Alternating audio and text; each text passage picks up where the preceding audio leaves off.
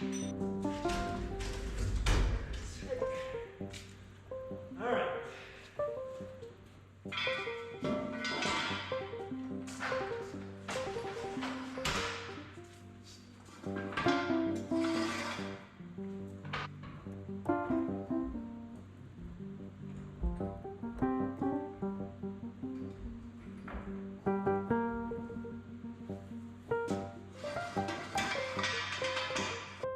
Well, due to the weather this week and some unforeseen circumstances, this week's focus was basically all about the truck and figuring out what it would take to get this cab sitting in the proper location on the 1990 F250 frame. I'm really curious to see how much of the firewall is going to have to be moved.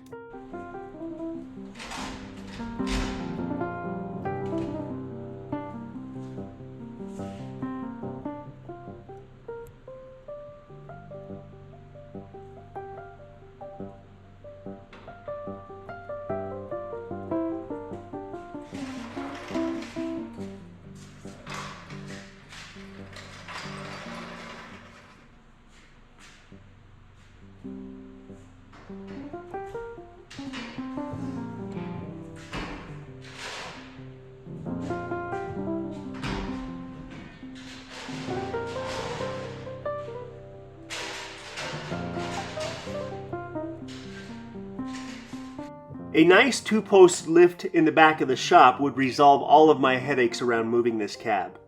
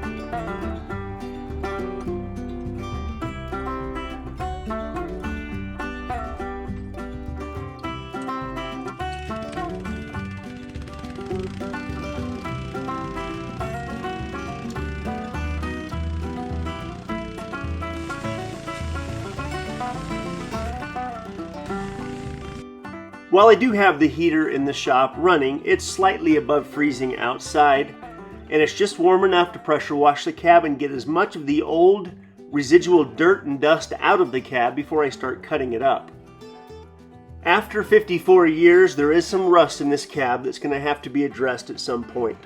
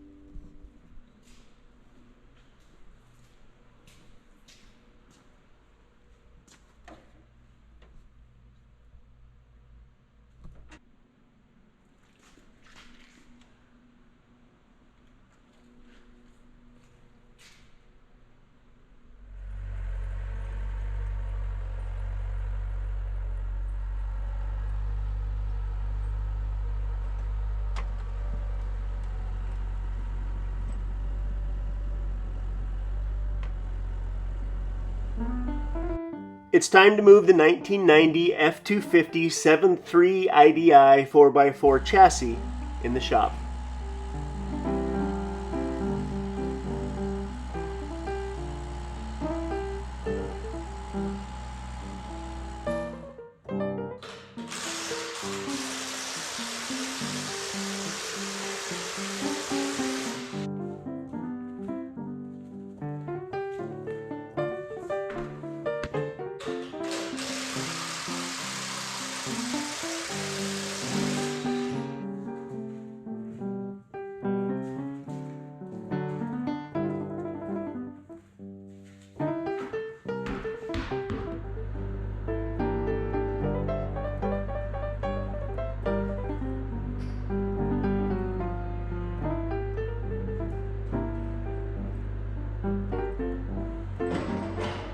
The 1990 frame is about 3 inches wider than the 1969 frame was.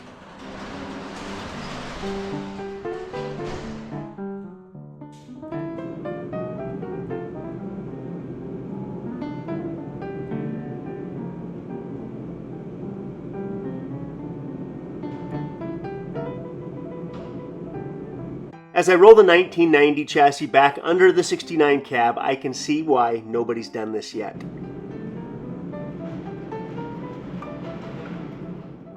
In order to make this work, I'm going to have to move body mounts, I'm going to have to move cross members, I'm going to have to move the firewall. Then I get to figure out all the brakes and steering and a whole lot of other stuff.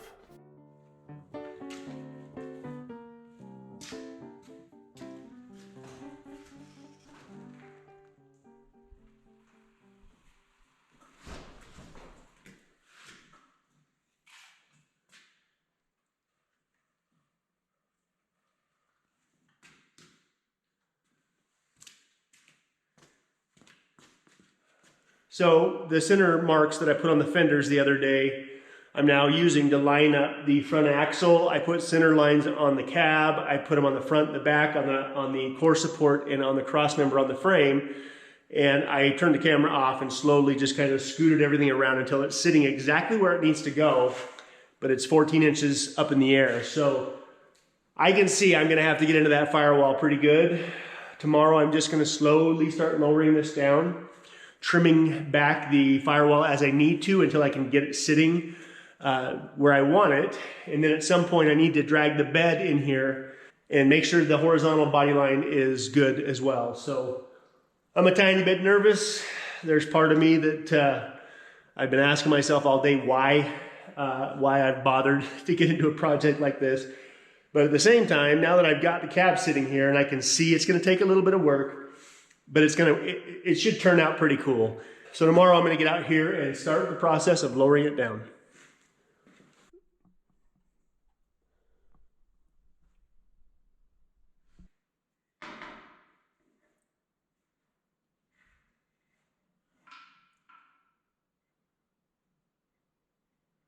It's time to start trimming the firewall, and rather than bringing the cab down to the chassis, I'm gonna actually jack the chassis and drivetrain up to it, mark the first places I can see that need to be trimmed back, and I'm gonna kind of progressively work this thing up in place, and then I can let the chassis back down and fine tune it if I need to.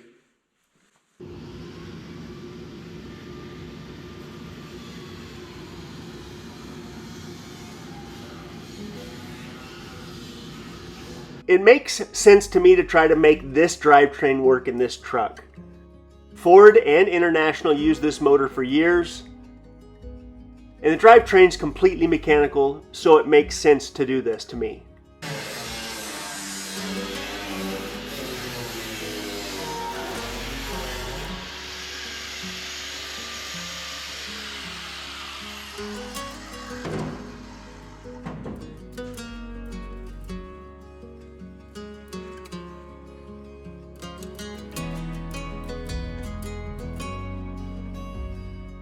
I can see that moving the firewall back is going to take some significant work, especially when it comes to the throttle pedal and my long legs.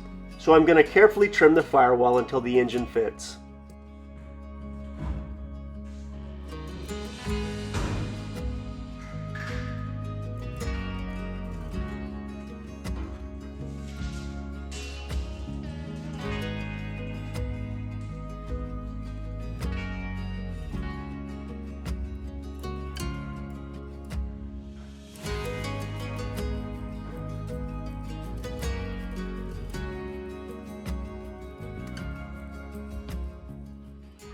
I continue to talk about this, but it would have been so much easier to stuff a 12-valve Cummins in here than it would have been to put this 7.3 idi. But the project after this project might involve a similar truck and a 12-valve Cummins.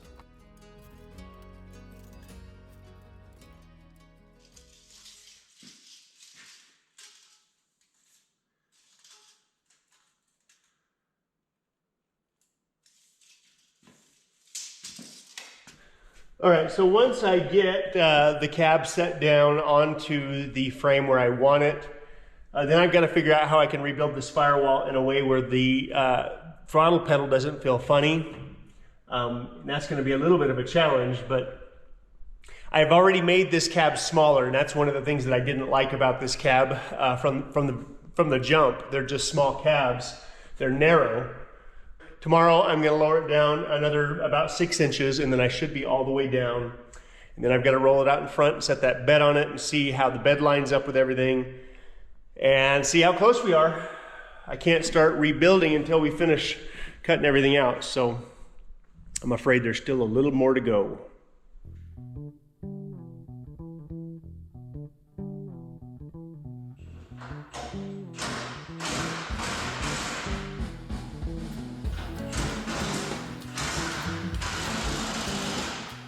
At some point, I'm going to install a 38-gallon Bronco tank back here, but before I do that, I want to make sure the 1969 F250 bed sits properly on the 1990 frame.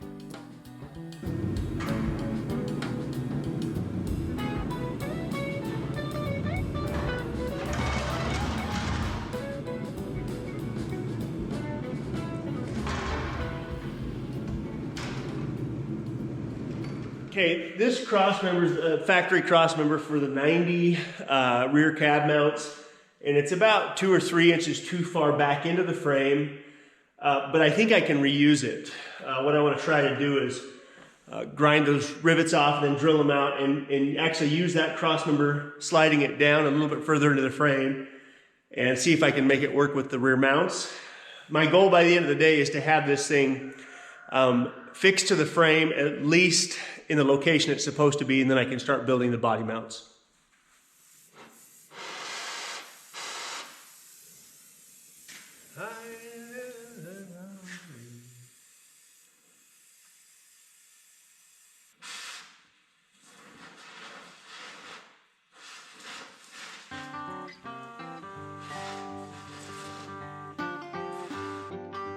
Very carefully using the torch, I can heat the rivets up and blow the tops off them without doing any damage whatsoever to the frame. I have found this method of removing rivets to work very well.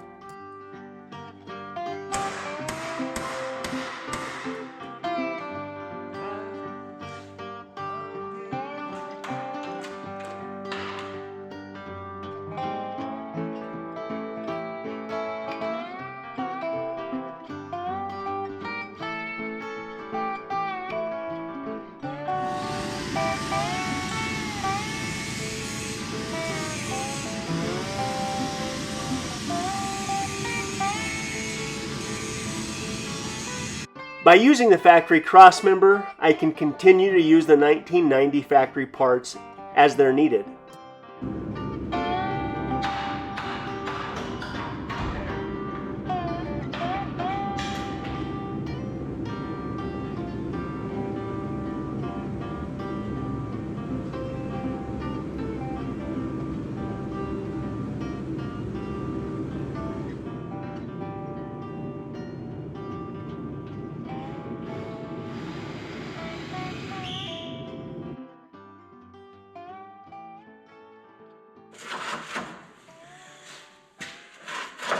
Okay, so now I can move this back cross member to the precise place where it will sit under the factory support. I may have to drill some different holes, and I may have to shim the cab to get the cab to line up properly with the bed. But this is about the location where the cross member needs to be, so I'm going to lower the cab down and roll it outside and set the bed on it.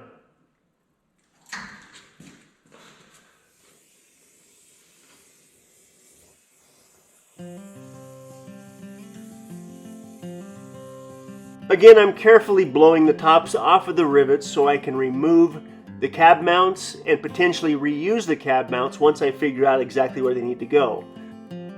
As far as the electrical harness and the fuel lines behind this cab mount, I'm not going to use them either, so I'm not that concerned about heat.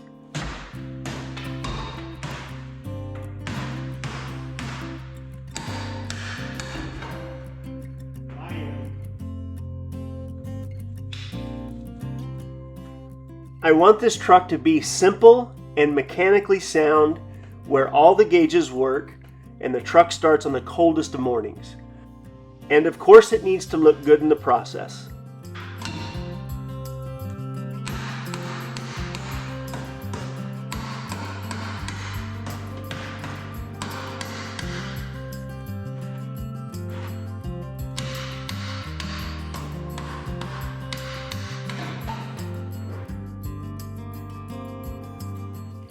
I removed the rivets without doing any damage to the frame.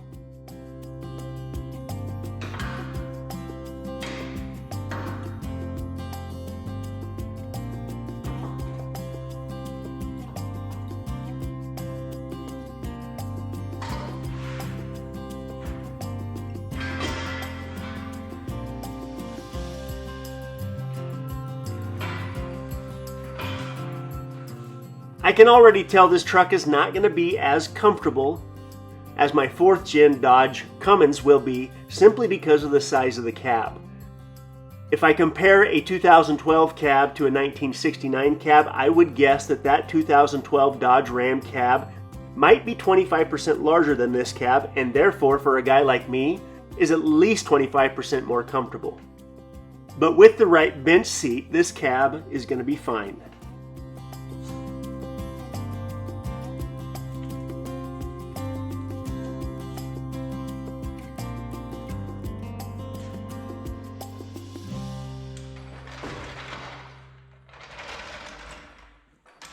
All right, so now what I have is I have the back of the cab sitting on that cross member. I slid that cross member down to where it's sitting right underneath the factory cab mount on the 69 cab.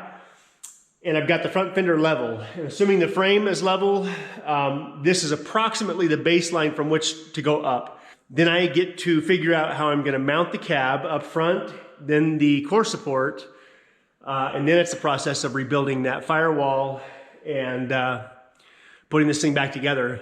Next stop is setting the bed on the frame and seeing just how well this lines up.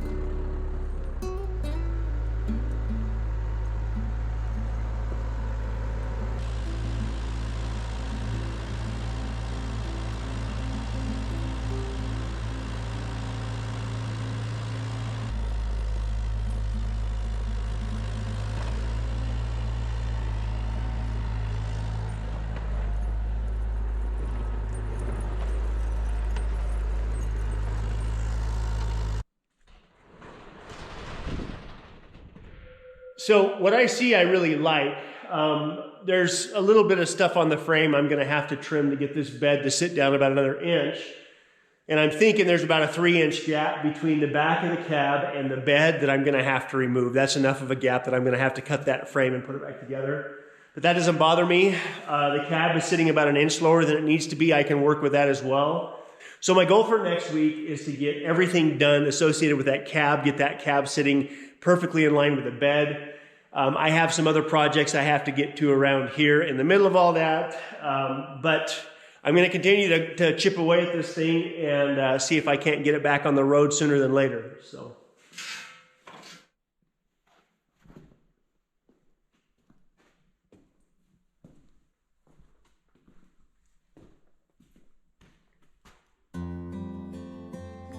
Thank you to everyone who's followed along with us this year. It's been quite an adventure. We hope you all have a very Merry Christmas and a Happy New Year from all of us at Red Poppy Ranch. Merry Christmas. Merry Christmas. Go back and forth. You're stuck in it. Yeah. All right. Yeah, he's trying to figure out what's going on.